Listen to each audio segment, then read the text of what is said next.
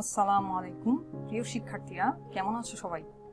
আশা করি আল্লাহর অশেষ রহমতে সকলে ভালো আছো এবং এই করোনার সময়ে ধৈর্য সহকারে অনলাইনে পড়াশোনা চালিয়ে যাচ্ছ। তো আমি রুবাইয়া তোমাদের সাথে আছি পঞ্চম শ্রেণী বাংলাদেশ ও বিশ্ব পরিচয় বিষয়টি নিয়ে।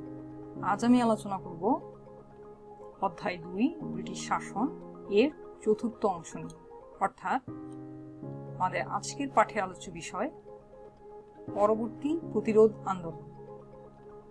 এই পাঠ থেকে শিক্ষার্থীরা তোমরা সিপাহী বিদ্রোহ পরবর্তী যেসব প্রতিরোধ আন্দোলন হয়েছিল সে সম্পর্কে সংক্ষেপে বলতে পারবে। তাহলে চলো আমরা আজকের পাঠ শুরু করি। শিক্ষার্থীরা, গত ক্লাসে আমরা জেনেছি ব্রিটিশ বিরোধী আন্দোলন যেমন ওয়াহাবি আন্দোলন ও সিপাহী বিদ্রোহ সম্পর্কে। তা আজ আমরা জানব সিপাহী বিদ্রোহ পরবর্তী যেসব আন্দোলন হয়েছিল সে সম্পর্কে। শিক্ষার্থীরা, এসো আমরা প্রথমে এই অংশটুকু বলি, তারপর নিজে পড়ার চেষ্টা করি। পরবর্তী প্রতিরোধ আন্দোলন।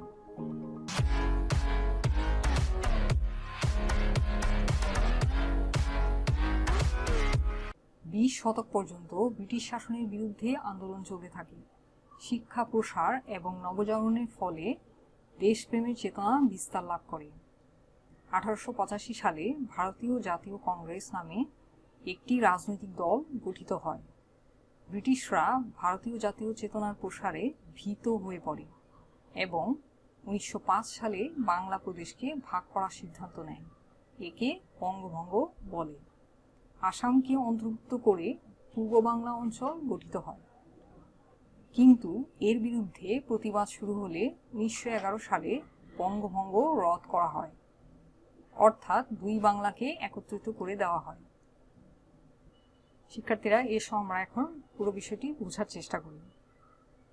20 শতক পর্যন্ত ব্রিটিশ শাসনের বিরুদ্ধে আন্দোলন কিন্তু চলতে থাকে এবং শিক্ষার প্রসার এবং নবজাগরণের ফলে দেশপ্রেমের চেতনাও বিস্তার লাভ করে। শিক্ষার্থীরা, একটু খেয়াল করে দেখো, 20 শতাব্দীর গোড়ার দিকে ভারতের যে রাজনৈতিক অবস্থানটা ছিল তাতে মূল ছিল বাঙালিরা। কারণ সে সময়ে যে কোনো আন্দোলন বলো বা যে কোনো ধরনের রাজনৈতিক সচেতনতা বলো, সমস্ত কিছুই ছিল বাঙালিদের হাতে। এমনকি সে সময় জাতীয় কংগ্রেসের নেতৃত্ব ছিলেন বাঙালিরা। তোমরা দেখতে পাচ্ছ এখানে 1885 সালে ভারতীয় জাতীয় কংগ্রেস নামে একটি রাজনৈতিক দল গঠিত হয় এবং এই ভারতীয় জাতীয় কংগ্রেস নামে যে রাজনৈতিক দল, এই দলের নেতৃত্ব দিচ্ছিলেন বাঙালিরা। এটি 1885 সালে প্রতিষ্ঠিত হলেও 20 শতাব্দী পর্যন্ত বাঙালিরাই এই রাজনৈতিক দলের নেতৃত্ব দিয়েছিলেন। এ সময়ে ভারতের বড় লর্ড ছিলেন লর্ড কার্জন। তখনকার সময়ে বাঙালি মধ্যবিত্ত বুদ্ধিজীবী শ্রেণীর ক্রমশ জাতীয়তাবাদী ও রাজনৈতিক সচেতন হয়ে উঠছিল। এই ব্যাপারটা লর্ড কার্জন বুঝতে পেরেছিলেন, আর তাই তিনি বাঙালিদের যে জাতীয়তাবাদী মনোভাব, তাদের যে প্রগতিশীল চিন্তাভাবনা, এক কথায় ভারতের জাতীয়তাবাদী আন্দোলনের নেতৃত্বটা ভেঙে নিতে চেয়েছিলেন। কারণ তিনি বুঝতে পেরেছিলেন যদি বাঙালিরা দুর্বল হয়ে পড়ে তাহলে পুরো জাতীয়তাবাদী আন্দোলনটাই দুর্বল হয়ে পড়বে এবং ব্রিটিশরা ভারতীয় জাতীয় চেতনার প্রসারে ভীত হয়ে পড়েন। এই কারণেই লর্ড কার্জন যে পথটি বেছে নিয়েছিলেন সেটি হলো বঙ্গভঙ্গ, অর্থাৎ বাংলা প্রদেশকে দুটি ভাগে ভাগ করা। আর এটি হয়েছিল 1905 সালে, অর্থাৎ 1905 সালে বাংলা প্রদেশকে ভাগ করার সিদ্ধান্ত নেওয়া হয়। একে বঙ্গভঙ্গ বলে। বঙ্গভঙ্গ, বঙ্গ অর্থ বাংলা এবং ভঙ্গ অর্থ ভাগ, অর্থাৎ বঙ্গভঙ্গ কথাটির অর্থ হচ্ছে বাংলাকে ভাগ করা। শিক্ষার্থীরা, তোমরা যে মানচিত্রটি দেখতে পাচ্ছ এটি হচ্ছে পুরো ভারতীয় উপমহাদেশের ছোট একটি অংশ এবং এর নাম হচ্ছে বাংলা প্রদেশ।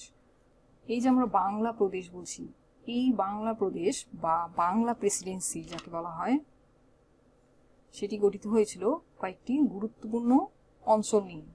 সেগুলো হলো বাংলা, বিহার, উড়িষ্যা, মধ্যপ্রদেশ ও আসামের কিছু অংশ নিয়ে পূর্ব বাংলা প্রদেশটি বা বাংলা প্রেসিডেন্সি গঠিত হয়েছিল। 1905 সালে ব্রিটিশরা পুরো বাংলা প্রদেশকে ভাগ করে দেয়, ফলে পূর্ব বাংলা ও আসাম নিয়ে এই অংশ গঠিত হয় এবং বাংলা, বিহার ও উড়িষ্যা নিয়ে এই অংশ গঠিত হয়। অর্থাৎ পূর্ব বাংলা ও আসাম নিয়ে গঠিত হয় নতুন প্রদেশ, যার রাজধানী হয় ঢাকা, এবং বাংলা, বিহার ও উড়িষ্যা নিয়ে গঠিত হয় পশ্চিম বাংলা প্রদেশ, যার রাজধানী হয় কলকাতা। অর্থাৎ এটি হয় পূর্ব বাংলা এবং এটি হয় পশ্চিম বাংলা। এবং এই যে বাউন্ডারিটা দেখতে পাচ্ছ, এটি হচ্ছে বাংলাকে ভাগ করে দেওয়ার পর এই বাউন্ডারি করে দেওয়া হয়। তো শিক্ষার্থীরা, আশা করি ম্যাপটি তোমরা বুঝতে পেরেছ। কিন্তু এর বিরুদ্ধে প্রতিবাদ শুরু হলে অবশেষে 1911 সালে বঙ্গভঙ্গ রদ করা হয়, অর্থাৎ দুই বাংলাকে একত্রিত করা হয়। রাজনৈতিক আন্দোলনের পরবর্তী ধাপ ছিল 1906 সালে ভারতীয় মুসলিম লীগ নামে রাজনৈতিক দল গঠন। বাঙালি মধ্যবিত্ত বুদ্ধিজীবী শ্রেণী যেহেতু ক্রমশ জাতীয়তাবাদী ও রাজনৈতিক সচেতন হয়ে উঠছিল, পরবর্তীতে 1906 সালে ভারতীয় মুসলিম লীগ নামে একটি রাজনৈতিক দল গঠন করে। ভারতের বড় আন্দোলনগুলোর মধ্যে ছিল স্বরাজ আন্দোলন, অসহযোগ আন্দোলন এবং সশস্ত্র যুব বিদ্রোহ। ভারতে এই বড় বড় আন্দোলনগুলোর মধ্যে যেসব ভারতীয় বাঙালি কৃতি সন্তানেরা আত্মত্যাগ ও সাহসিকতার পরিচয় দিয়েছিলেন তারা হলেন ক্ষুদিরাম বসু, প্রীতিলতা ওয়াদ্দেদার, মাস্টারদা সূর্য সেনের মতো আরও অনেকেই। তাদের আত্মত্যাগ ও সাহসিকতা চিরস্মরণীয়। অর্থাৎ ব্রিটিশ বিরোধী আন্দোলনে বাঙালি এসব কৃতি সন্তানেরা সাহসিকতা ও আত্মত্যাগের পরিচয় দিয়েছিলেন বলেই ব্রিটিশ বিরোধী আন্দোলন পরবর্তীতে প্রতিরোধ করা সম্ভব হয়েছিল। কিন্তু শিক্ষার্থীরা, তোমরা কি জানো, প্রথম ও দ্বিতীয় বিশ্বযুদ্ধে ভারতের অনেক সাহসী তরুণ কিন্তু ব্রিটিশদের পক্ষে অংশগ্রহণ করে তাদের সাহায্য করেছিলেন, অর্থাৎ ব্রিটিশদের পক্ষে কাজ করেছিলেন। কিন্তু তাই বলে কিন্তু ব্রিটিশ বিরোধী আন্দোলন থেমে থাকেনি। স্বাধীনতার জন্য ভারতীয়দের এই ব্রিটিশ বিরোধী আন্দোলন কিন্তু চলতে থাকে। রাজনৈতিক আন্দোলনে তৃতীয় ধাপে নেতৃত্ব দেন নেতাজি সুভাষচন্দ্র বসু এবং শেরে বাংলা এ.কে. ফজলুল হক। তোমরা শেরে বাংলা এ.কে. ফজলুল হকের একটি চিত্র দেখতে পাচ্ছ। শেরে বাংলা এ.কে. ফজলুল হককে বলা হয় বাংলার বাণ। এ সময়ে রবীন্দ্রনাথ ঠাকুর, কাজী নজরুল ইসলাম, বঙ্কিমচন্দ্র চট্টোপাধ্যায় ও শরৎচন্দ্র চট্টোপাধ্যায় প্রমুখ লেখকের কবিতা, গান ও লেখার মধ্য দিয়ে বাঙালির স্বাধিকার চেতনা আরও বেগবান হয়। অর্থাৎ রবীন্দ্রনাথ ঠাকুর, কাজী নজরুল ইসলাম, বঙ্কিমচন্দ্র চট্টোপাধ্যায় ও শরৎচন্দ্র চট্টোপাধ্যায়ের মতো লেখকদের কবিতা, গান ও লেখার মধ্য দিয়ে বাঙালিদের স্বাধীনতার অধিকার আদায়ের চেতনা আরও মজবুত ও শক্তিশালী হয়ে ওঠে। এবং এই সময়ে নারী জাগরণের অগ্রদূত বেগম রোকেয়া নারী শিক্ষা বিস্তারে গুরুত্বপূর্ণ ভূমিকা রাখেন, অর্থাৎ নারীদের শিক্ষা প্রসারে সচেতনতা বৃদ্ধিতে গুরুত্বপূর্ণ ভূমিকা রাখেন। অবশেষে 1947 সালে ইংরেজরা ভারত ত্যাগ করতে বাধ্য হয় এবং পাকিস্তান ও ভারত নামে দুটি আলাদা রাষ্ট্রের জন্ম হয়। শিক্ষার্থীরা, এখন আমরা জেনে নেব পাঠ সম্পর্কিত কিছু প্রশ্নের উত্তর। তোমরা 21 নম্বর পৃষ্ঠায় দেখতে পাচ্ছ, কবি সাহিত্যিকগণ কিভাবে রাজনৈতিক আন্দোলনে ভূমিকা রাখতে পারেন। 20 শতকে বাংলা যেসব প্রতিরোধ আন্দোলন হয়েছে সেগুলোর একটি ঘটনাপঞ্জি তৈরি করো। বাঙালি স্বাধিকার আন্দোলনে রবীন্দ্রনাথ ঠাকুর, কাজী নজরুল ইসলাম, বেগম রোকেয়া গুরুত্বপূর্ণ ভূমিকা রেখেছেন। তাদের সম্পর্কে আরও কিছু তথ্য আমরা জেনে নেব। তাহলে চলো শিক্ষার্থীরা, ওনাদের সম্পর্কে গুরুত্বপূর্ণ কিছু তথ্য আমরা জেনে নিই। প্রথমেই আমরা জেনে নেব কবি সাহিত্যিকগণ কিভাবে রাজনৈতিক আন্দোলনে ভূমিকা রাখতে পারেন। অর্থাৎ রাজনৈতিক আন্দোলনে কিভাবে কবি সাহিত্যিকগণ ভূমিকা রাখতে পারেন সে সম্পর্কে এখন আমরা জানব। যে কোনো দেশের বা সমাজের সংস্কারে কবি সাহিত্যিকগণ উল্লেখযোগ্য ভূমিকা রাখতে পারেন। কিভাবে? বিশেষ করে রাজনৈতিক আন্দোলনে কবি সাহিত্যিকগণ গুরুত্বপূর্ণ প্রভাব বিস্তার করেন। উদাহরণ হিসেবে আমরা কাজী নজরুল ইসলাম, রবীন্দ্রনাথ ঠাকুর, বঙ্কিমচন্দ্র চট্টোপাধ্যায়, শরৎচন্দ্র চট্টোপাধ্যায় প্রমুখ কবি সাহিত্যিকদের কথা বলতে পারি। এসব লেখকের কবিতা, গান ও লেখার মধ্য দিয়েই বাঙালির স্বাধিকার চেতনা, অর্থাৎ বাঙালিদের স্বাধীনতার যে অধিকার সেই চেতনা আরও বেগবান হয়। অর্থাৎ বাঙালিদের স্বাধীনতার যে অধিকার সেই অধিকারের ভিত্তি আরও মজবুত হয়। এবং বিশেষ করে বিদ্রোহী কবি কাজী নজরুল ইসলামের বিদ্রোহী কবিতা আমাদের বিভিন্ন রাজনৈতিক আন্দোলনে ও মহান মুক্তিযুদ্ধে জাতীয়তা বোধে উজ্জীবিত করেছিল, সাহস ও অনুপ্রেরণা জুগিয়েছিল। তাছাড়া কবি সাহিত্যিকগণ তাদের কবিতা, গান ও লেখার মধ্য দিয়ে নিজ নিজ জাতিকে ঐক্যবদ্ধ করেছে এবং তাদের মধ্যে দেশপ্রেম জাগ্রত করেছে। এখন আমরা চলে যাব 20 শতকে বাংলায় যেসব প্রতিরোধ আন্দোলন হয়েছে সে সম্পর্কে এখন আমরা জেনে নেব। বঙ্গভঙ্গ রদ আন্দোলন। এই আন্দোলনটি হয়েছিল 1905 সালে। ব্রিটিশরা বাংলা প্রদেশকে ভাগ করে দেওয়ার সিদ্ধান্ত নেয়, একে বঙ্গভঙ্গ বলা হয়। কিন্তু এর বিরুদ্ধে প্রতিবাদ শুরু হলে 1911 সালে বঙ্গভঙ্গ রদ করা হয়, অর্থাৎ দুই বাংলাকে একত্রিত করা হয়। স্বরাজ আন্দোলন 1924 সাল থেকে 1929 সাল পর্যন্ত এই আন্দোলন পরিচালিত হয়। অসহযোগ আন্দোলন 1920 সাল থেকে 1922 সাল পর্যন্ত এই আন্দোলন পরিচালিত হয়। সশস্ত্র যুব বিদ্রোহ, এটি হয় 1930 সালে সশস্ত্র যুব বিদ্রোহ। ভারত ছাড় আন্দোলন 1946 সালে পরিচালিত হয় ভারত ছাড় আন্দোলন। এই আন্দোলনের সমাপ্তি ঘটে 1947 সালে ব্রিটিশদের এই উপমহাদেশ ত্যাগের মধ্য দিয়ে। শিক্ষার্থীরা, আপাতত আমরা বঙ্গভঙ্গ রদ আন্দোলন সম্পর্কে জেনেছি। তোমরা বড় ক্লাসে এই আন্দোলনগুলো সম্পর্কে বিস্তারিত জানতে পারবে। এখন আমরা জেনে নেব রবীন্দ্রনাথ, কাজী নজরুল ইসলাম এবং বেগম রোকেয়া সম্পর্কে গুরুত্বপূর্ণ কিছু তথ্য আমরা জেনে নেব। তাহলে চলো জেনে নিই। রবীন্দ্রনাথ ঠাকুর, তিনি ছিলেন একাধারে বাঙালি কবি, ঔপন্যাসিক, নাট্যকার, ছোট গল্পকার, প্রাবন্ধিক ও দার্শনিক। তোমরা নিশ্চয়ই রবীন্দ্রনাথ ঠাকুরের নাম অনেকবার শুনেছ এবং ওনাকে আমরা ছোট গল্পকার হিসেবেই জানি। ওনার খেতাব ছিল বাংলা ভাষার সর্বশ্রেষ্ঠ সাহিত্যিক, অর্থাৎ বাংলা ভাষার সর্বশ্রেষ্ঠ সাহিত্যিক ছিলেন তিনি। ওনার উপাধি ছিল কবিগুরু এবং বিশ্বকবি নামেও ভূষিত হয়েছিলেন। বাঙালি স্বাধিকার আন্দোলনে তার অবদান হলো তিনি সাম্রাজ্যবাদের বিরোধিতা ও ভারতীয় জাতীয়তাবাদের সমর্থন করতেন।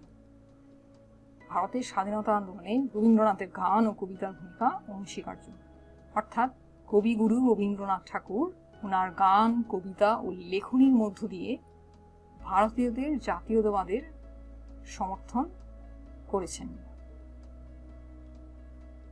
এখন আমরা জেনে নেব কাজী নজরুল ইসলাম সম্পর্কে। তোমরা কাজী নজরুল ইসলাম একটি ছবি দেখতে পাচ্ছ। তিনি ছিলেন বিংশ শতাব্দীর অন্যতম জনপ্রিয় বাঙালি কবি, ঔপন্যাসিক, নাট্যকার, সঙ্গীতজ্ঞ ও দার্শনিক। ওনার খেতাব ছিল বাংলাদেশের জাতীয় কবি, অর্থাৎ তিনি বাংলাদেশের জাতীয় কবি, সেটা তোমরা নিশ্চয়ই জানো।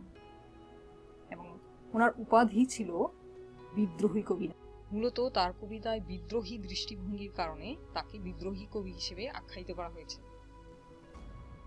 বাঙালি স্বাধিকার আন্দোলনে তার অবদান ছিল। কাজী নজরুল ইসলাম বাঙালি স্বাধিকার আদায়ে অসামান্য অবদান রাখেন। তার সাহিত্যকর্মে সাম্রাজ্যবাদের বিরোধিতা ছিল সুস্পষ্ট।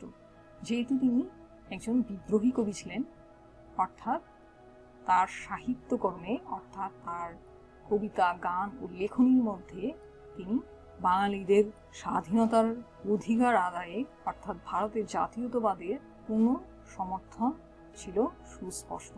তার সাহিত্যকর্মে প্রাধান্য পেয়েছে ভালোবাসা, মুক্তি ও বিদ্রোহ।